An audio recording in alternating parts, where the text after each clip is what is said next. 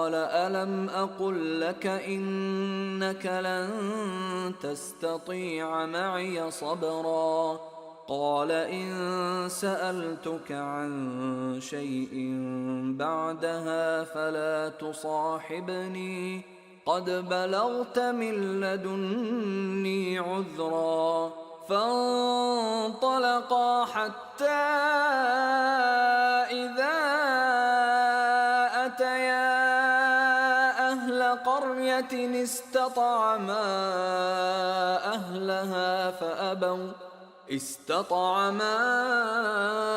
أهلها فأبوا أن يضيفوهما فوجدا فيها جدارا يريد أن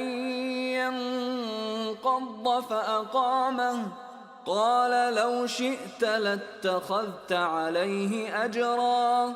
قال هذا فراق بيني وبينك سأنبئك بتأويل ما لم تستطع عليه صبرا أما السفينة فكانت لمساكين يعملون في البحر فأردت أن أعيبها وكان وراءهم ملك يأخذ كل سفينة غصبا وأما الغلام فكان أبواه مؤمنين فخشينا أن يرهقهما طغيانا وكفرا فأردنا أن يبدلهما ربهما خيرا منه زكاة وأقرب رحما وأما الجدار فكان لغلامين يتيمين في المدينة وكان تحته كنز لهما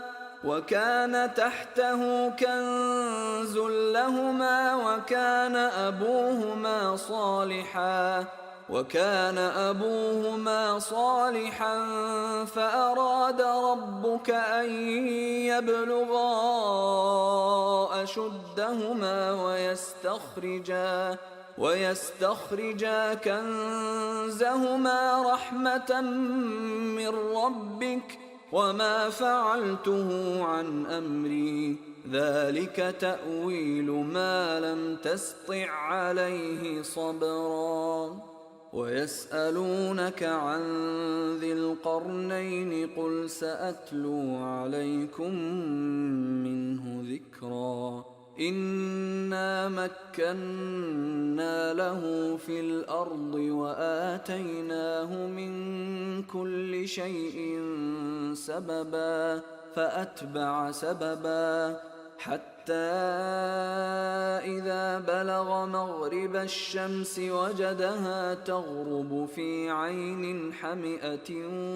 ووجد عندها قوما قلنا يا ذا القرنين إما أن تعذب وإما أن تتخذ فيهم حسنا قال أما من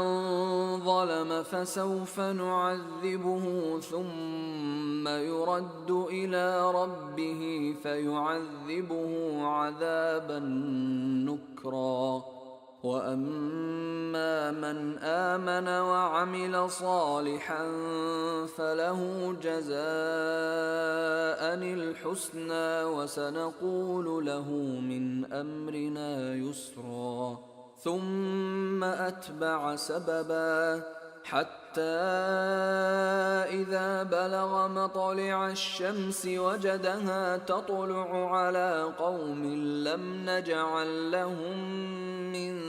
دونها سترا كذلك وقد أحطنا بما لديه خبرا ثم أتبع سببا حتى إذا بلغ بين السدين وجد من دونهما قوما لا يكادون يفقهون قولا قالوا يا ذا القرنين إن يأجوج ومأجوج مفسدون في الأرض فهل نجعل لك خرجا على أن تجعل بيننا وبينهم سدا؟ قال ما مكني فيه ربي خير فأعينوني بقوة أجعل بينكم وبينهم ردما آتوني زبر الحديد حتى إذا ساوى بين الصدفين قال انفخوا حتى إذا جعله نارا قال آتوني أفرغ عليه قطرا فما استطاعوا أن يظهروه وما استطاعوا له نقبا قال هذا رحمة من ربي فإذا جاء وعد ربي جعله دكا وكان وعد ربي حقا وتركنا بعضهم يومئذ يموج في بعض ونفخ في الصور فجمعناهم جمعا وعرضنا جهنم يومئذ للكافرين عرضا الذين كانت أعينهم في غطاء عن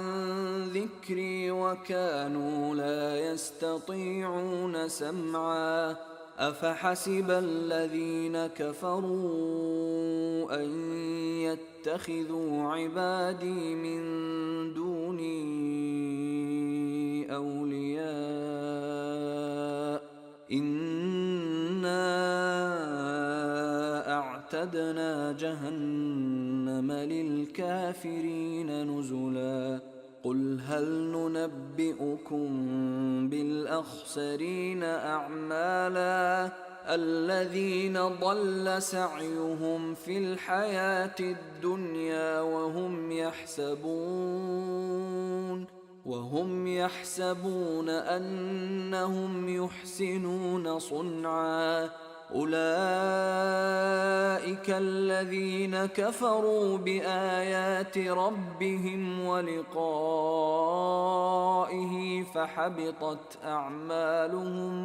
فحبطت أعمالهم فلا نقيم لهم يوم القيامة وزنا ذلك جزاؤهم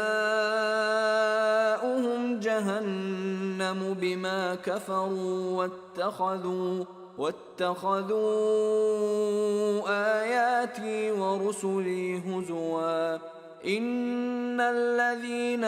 آمنوا وعملوا الصالحات كانت لهم جنات الفردوس نزلا خالدين فيها لا يبغون عنها حولا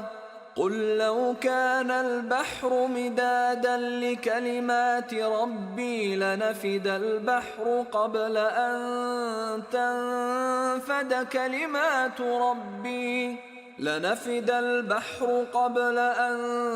تنفد كلمات ربي ولو جئنا بمثله مددا قل إنما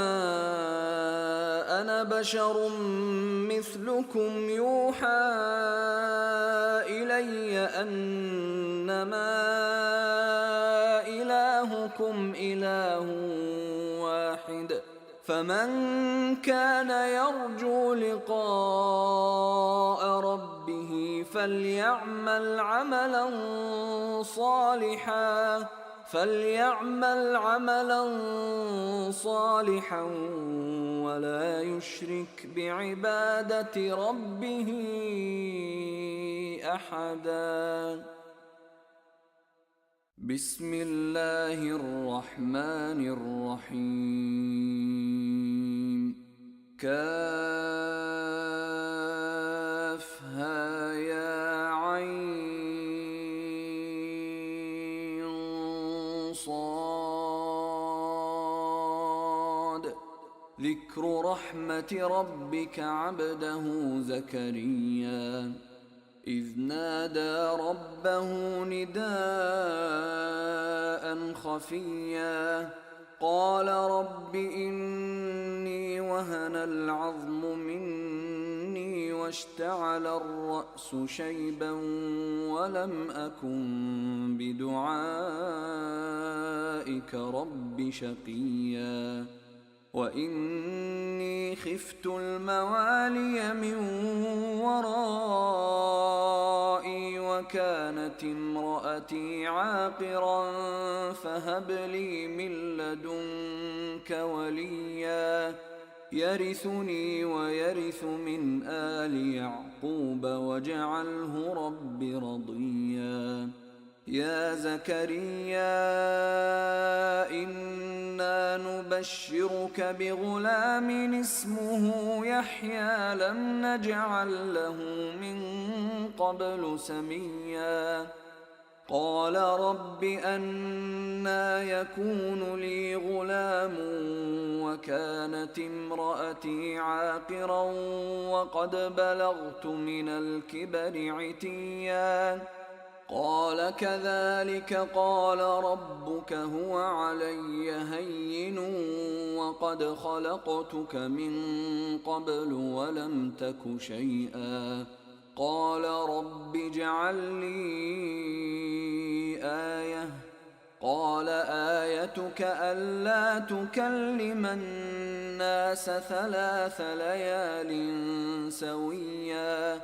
فخرج على قومه من المحراب فأوحى إليهم أن سبحوا بكرة وعشيا يا يحيى خذ الكتاب بقوة وآتيناه الحكم صبيا وحنانا من لدنا وزكاة وكان تقيا وبرا بوالديه ولم يكن جبارا عصيا وسلام عليه يوم ولد ويوم يموت ويوم يبعث حيا واذكر في الكتاب مريم إذ انتبذت من أهلها مكانا شرقيا فاتخذت من دونهم حجابا فأرسلنا إليها روحنا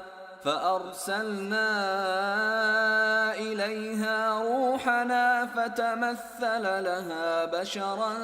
سويا قالت إني أعوذ بالرحمن منك إن كنت تقيا قال إنما أنا رسول ربك لأهب لك غلاما زكيا قالت أنى يكون لي غلام ولم يمسسني بشر ولم أك بغيا قال كذلك قال ربك هو علي هين ولنجعله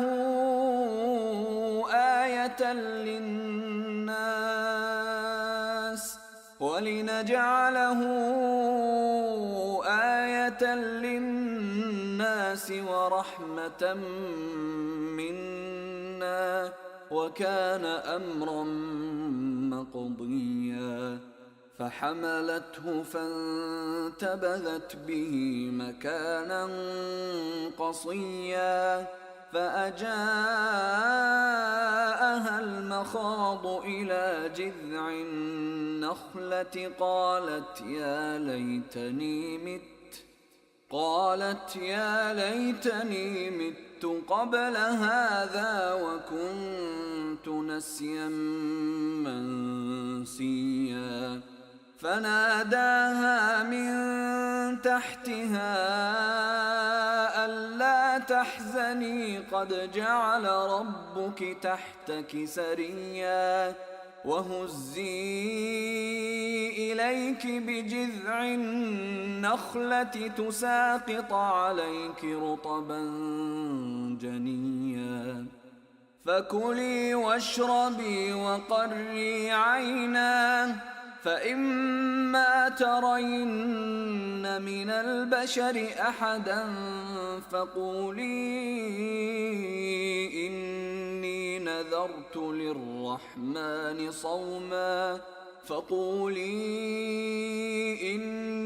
نذرت للرحمن صوما فلن أكلم اليوم إنسيا فأتت به قومها تحمله قالوا يا مريم لقد جئت شيئا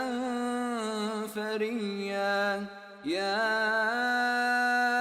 أخت هارون ما كان أبوك امرأ سوء وما كانت أمك بغيا فأشارت إليه قالوا كيف نكلم من كان في المهد صبيا قال إني عبد الله آتاني الكتاب وجعلني نبيا وجعلني مباركا أينما كنت وأوصاني بالصلاة والزكاة ما دمت حيا وبرا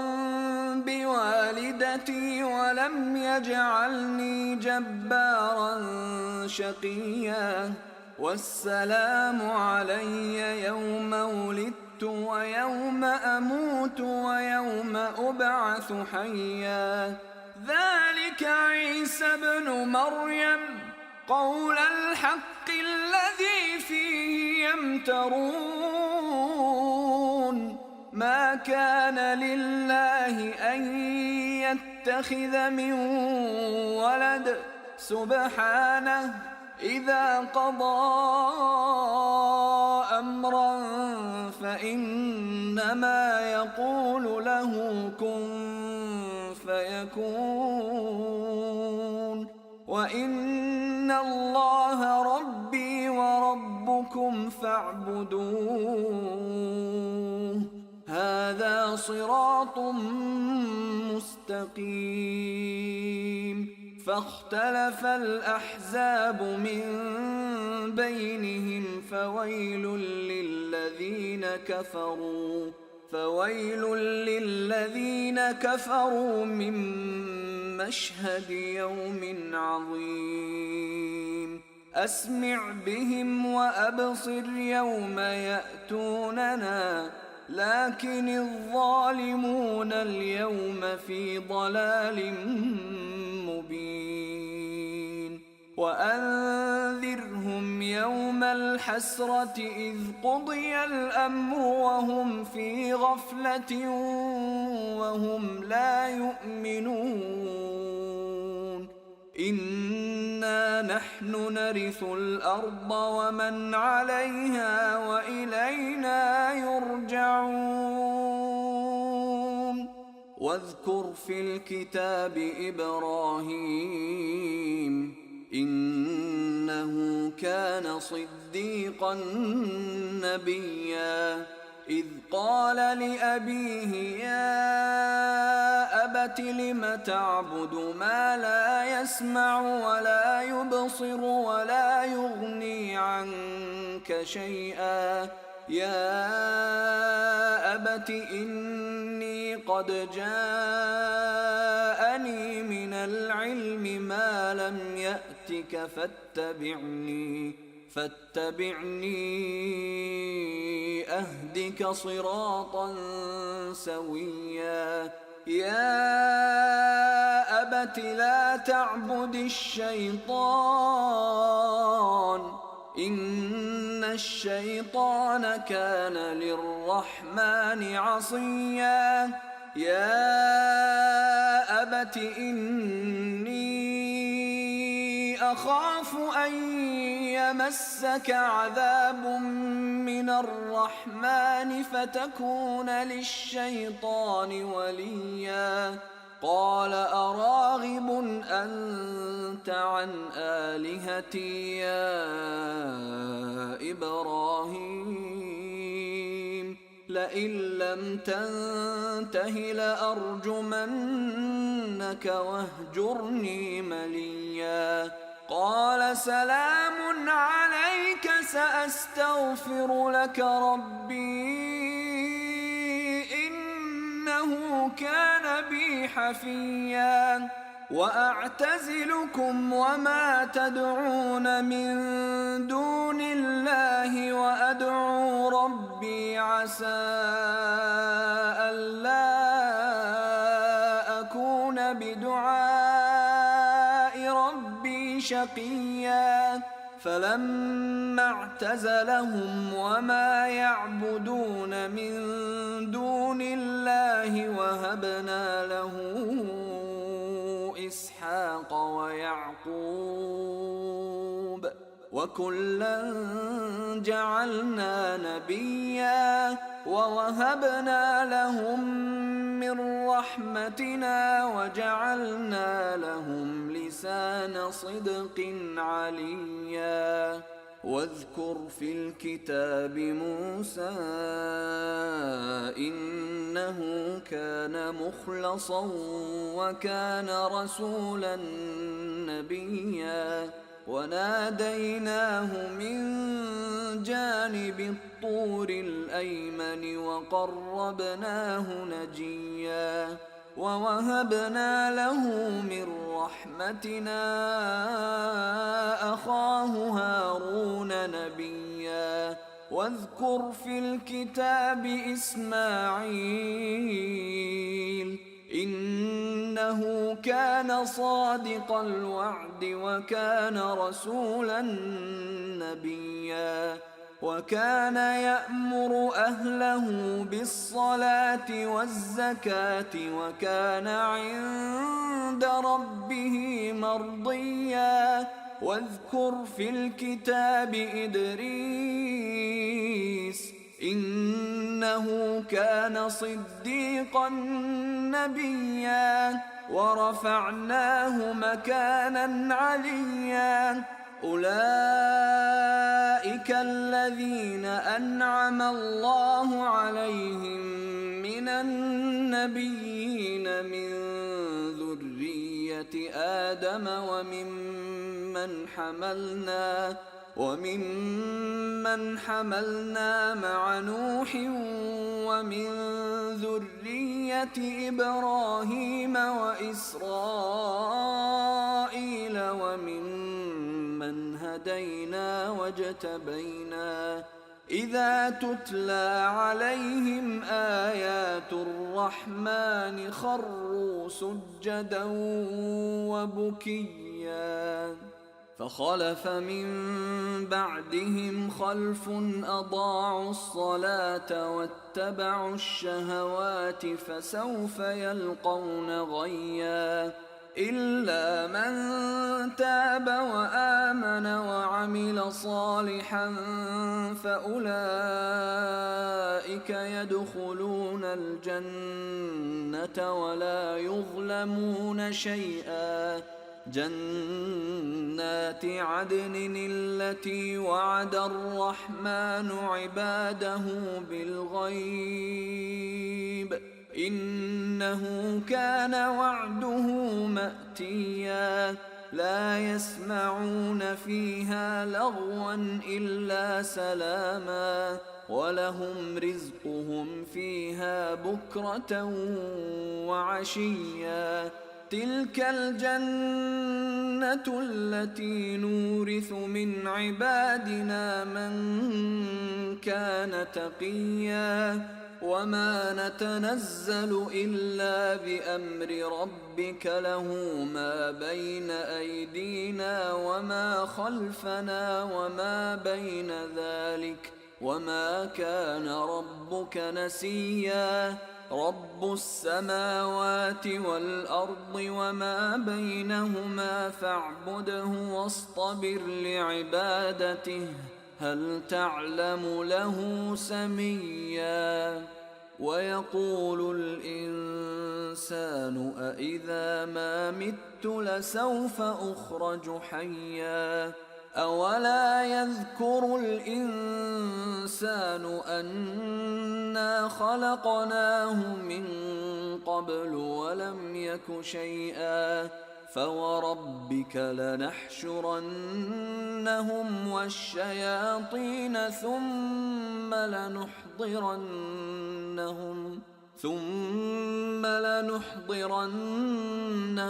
حول جهنم جثيا ثم لننزعن من كل شيعة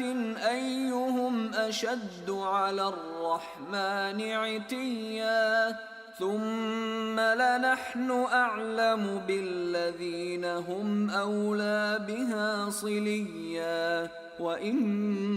منكم إلا واردها كان على ربك حتما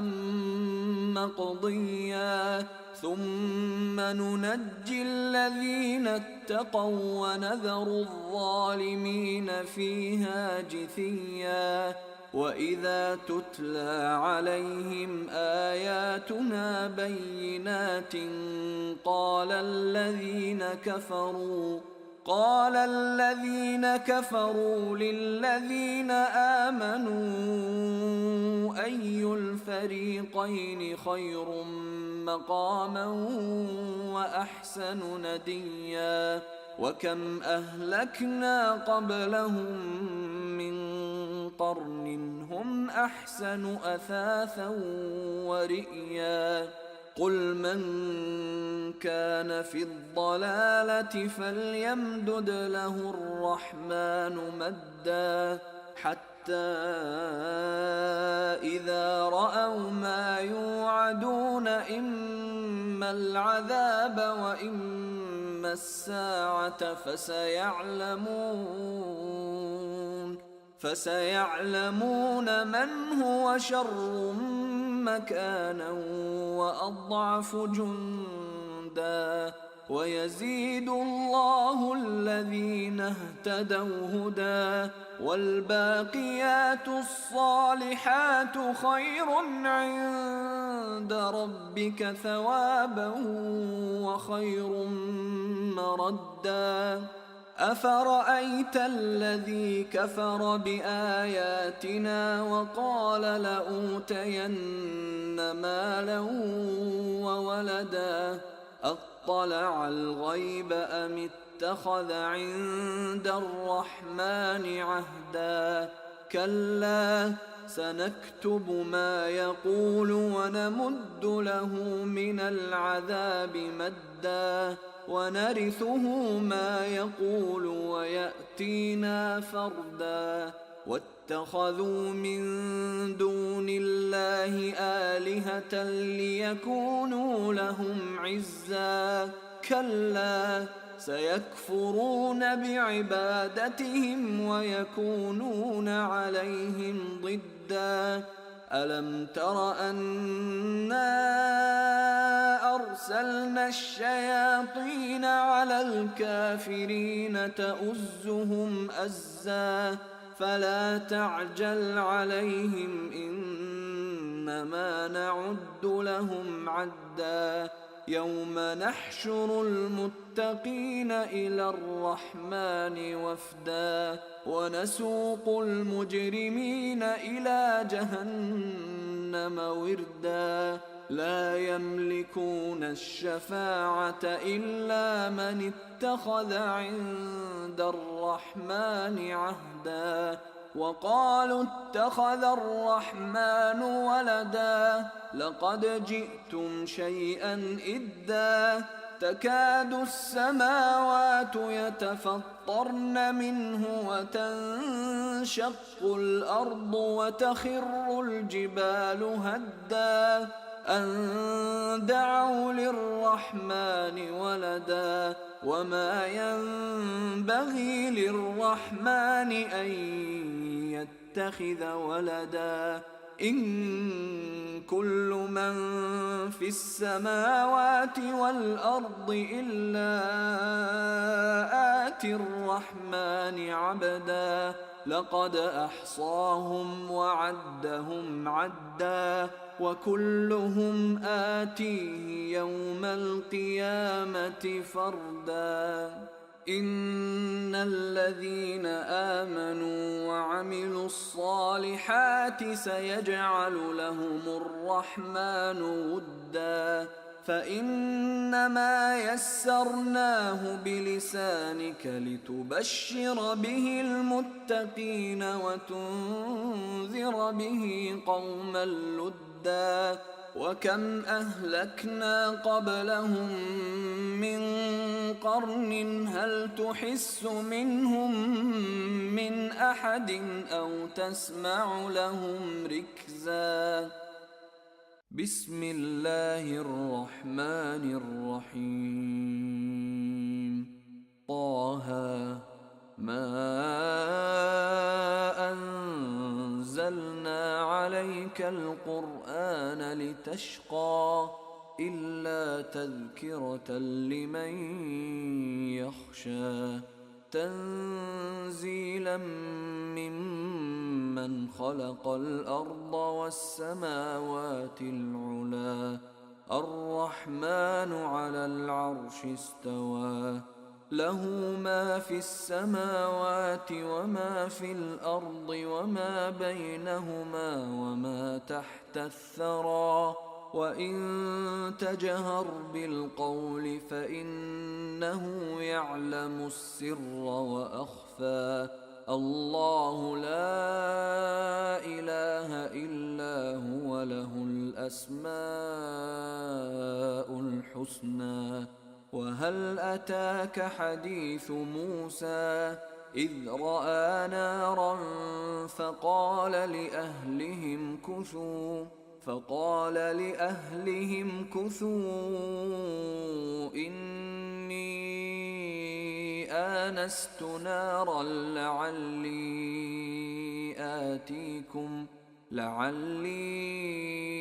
آتيكم منها بقبس أو أجد على النار هدى فلما أتاها نودي يا موسى إني أنا ربك فاخلع نعليك إنك بالوادي المقدس طوى وأنا اخترتك فاستمع لما يوحى إنني أنا الله لا إله إلا أنا فاعبدني وأقم الصلاة لذكري إن الساعة آتية أكاد أخفيها لتجزى كل نفس بما تسعى فلا يصدنك عنها من لا يؤمن بها واتبع هواه فتردى وما تلك بيمينك يا موسى قال هي عصاي أتوكأ عليها وأهش بها على غنمي ولي فيها مآرب أخرى قال ألقها يا موسى فألقاها فإذا هي حية تسعى قال خذها ولا تخف سنعيدها سيرتها الأولى واضمم يدك إلى جناحك تخرج بيضاء من غير سوء آية أخرى لنريك من آياتنا الكبرى اذهب إلى فرعون إنه طغى قال رب اشرح لي صدري ويسر لي أمري واحلل عقدة من لساني يفقه قولي واجعل لي وزيرا من أهلي هارون أخي أشدد به أزري وأشركه في أمري كي نسبحك كثيرا ونذكرك كثيرا إنك كنت بنا بصيرا. قال قد أوتيت سؤلك يا موسى ولقد مننا عليك مرة أخرى إذ أوحينا إلى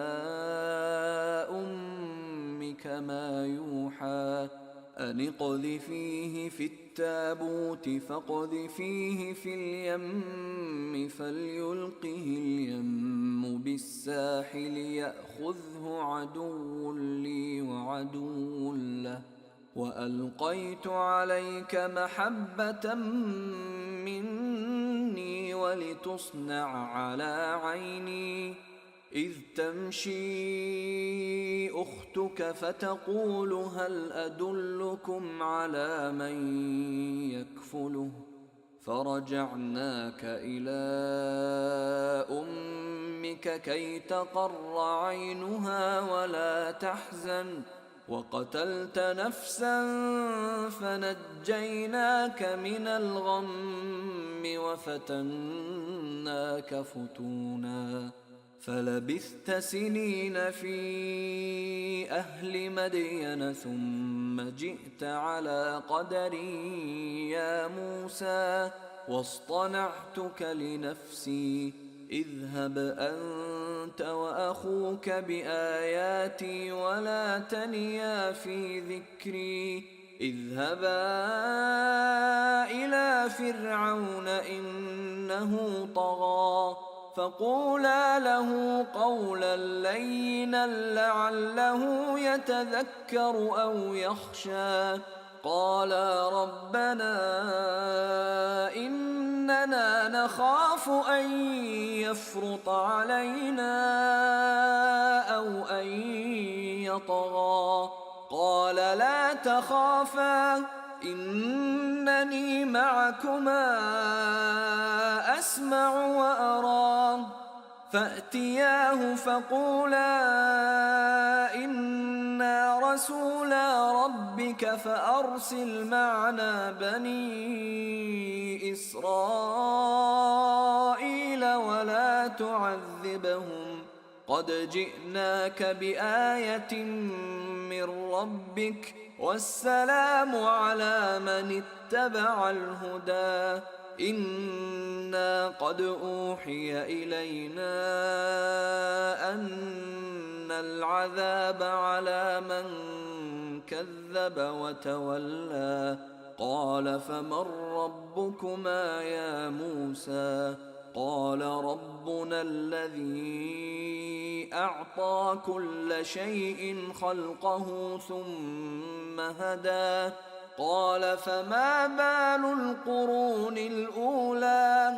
قال علمها عند ربي في كتاب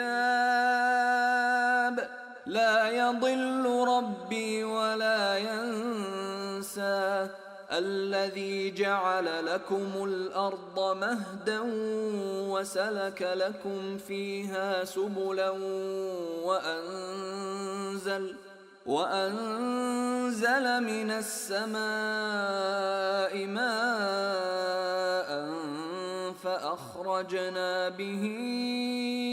أزواجا من نبات شتى كلوا وارعوا أنعامكم إن في ذلك لآيات لأولي النهى منها خلقناكم وفيها نعيدكم ومنها نخرجكم تارة أخرى ولقد أريناه آياتنا كلها فكذب وأبى قال أجئتنا لتخرجنا من أرضنا بسحرك يا موسى فلنأتينك بسحر مثله فاجعل بيننا وبينك موعدا لا نخلفه نحن ولا أنت مكانا سوى قال موعدكم يوم الزينة وأن يحشر الناس ضحى فتولى فرعون فجمع كيده ثم أتى قال لهم موسى ويلكم لا تفتروا على الله كذبا فيسحتكم بعذاب وقد خاب من افترى فتنازعوا أمرهم بينهم وأسروا النجوى قالوا إن هذان لساحران يريدان أن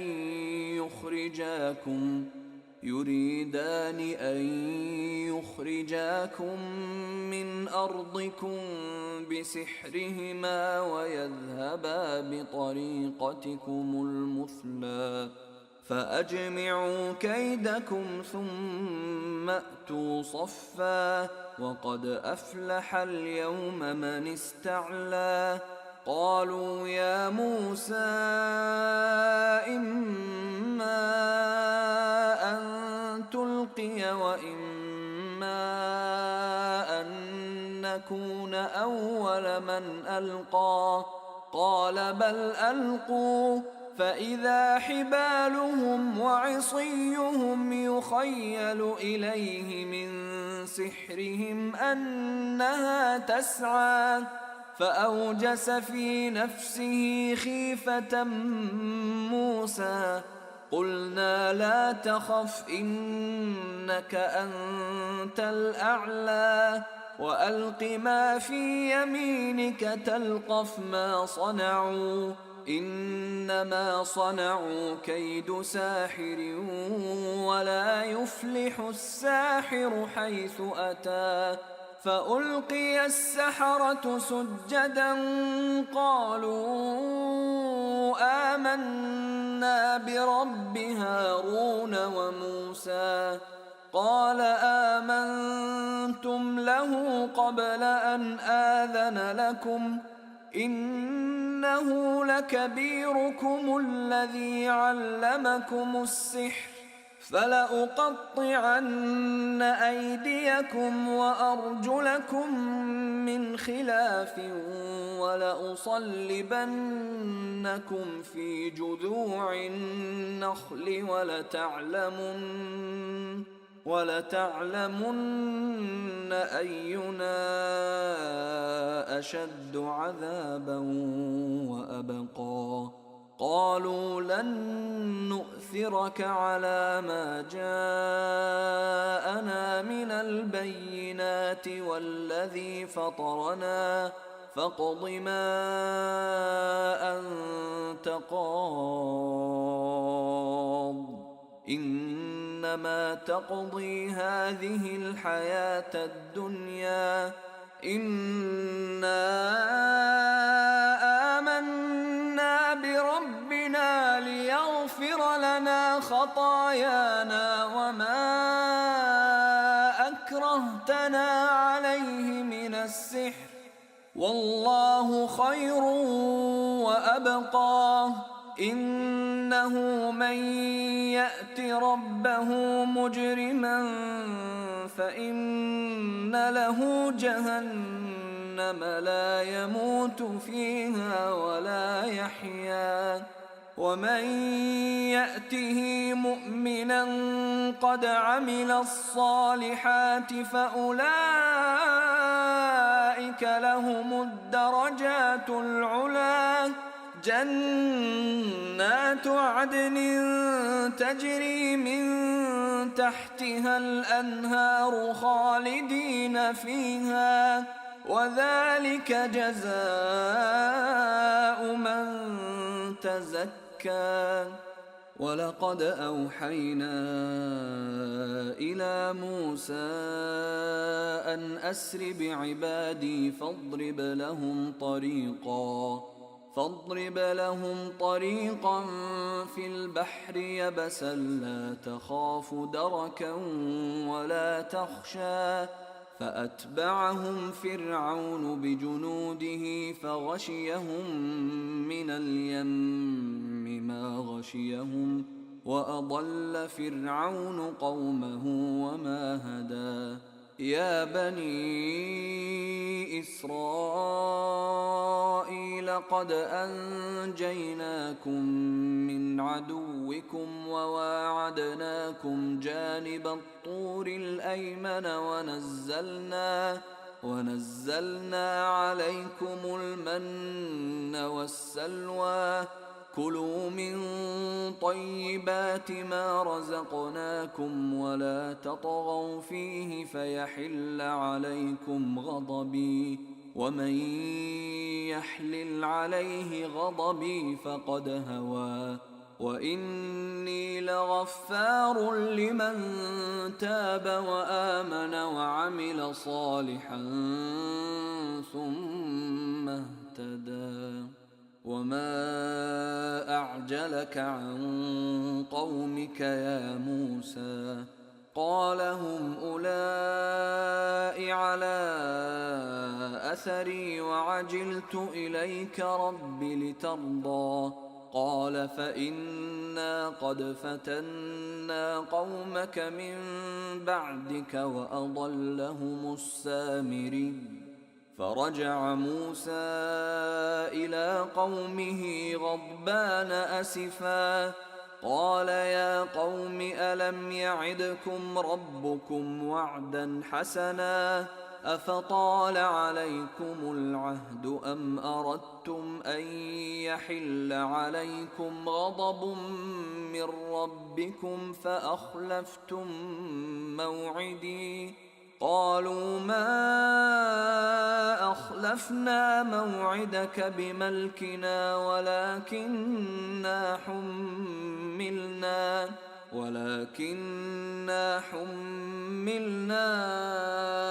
أوزارا من زينة القوم فقذفناها فكذلك ألقى السامري فأخرج لهم عجلا جسدا له خوار فقالوا هذا إلهكم وإله موسى فنسي أفلا يرون ألا يرجع إليهم قولا ولا يملك لهم ضرا ولا نفعا ولقد قال لهم هارون من قبل يا قوم إنما فتنتم به وإن ربكم الرحمن فاتبعوني وأطيعوا أمري قالوا لن نبرح عليه عاكفين حتى يرجع إلينا موسى قال يا هارون ما منعك إذ رأيتهم ضلوا ألا تتبعني أفعصيت أمري قال يا ابن أم لا تأخذ بلحيتي ولا برأسي إني خشيت أن تقول فرقت بين بني إسرائيل ولم ترقب قولي قال فما خطبك يا سامري قال بصرت بما لم يبصروا به فقبضت قبضة من أثر الرسول فنبذتها وكذلك سولت لي نفسي قال فاذهب فإن لك في الحياة أن تقول لا مساس وإن لك موعدا لن تخلفه وانظر إلى إلهك الذي ظلت عليه عاكفا لنحرقنه ثم لننسفنه في اليم نسفا إنما إلهكم الله الذي لا إله إلا هو وسع كل شيء علما كذلك نقص عليك من أنباء ما قد سبق وقد آتيناك من لدنا ذكرا من أعرض عنه فإنه يحمل يوم القيامة وزرا خالدين فيه وساء لهم يوم القيامة حملا يوم ينفخ في الصور ونحشر المجرمين يومئذ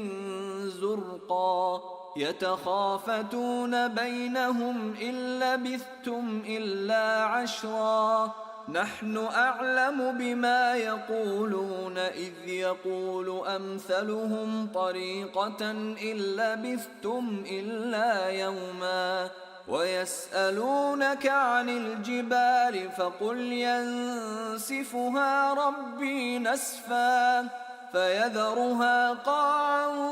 صفصفا لا ترى فيها عوجا ولا أمتا يومئذ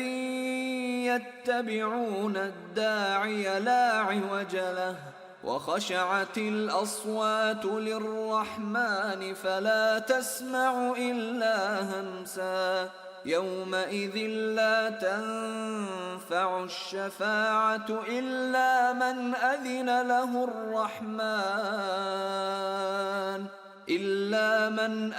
له الرحمن ورضي له قولا يعلم ما بين أيديهم وما خلفهم ولا يحيطون به علما وعنت الوجوه للحي القيوم وقد خاب من حمل ظلما ومن يعمل من الصالحات وهو مؤمن فلا يخاف ظلما ولا هضما وكذلك أنزلناه قرآنا عربيا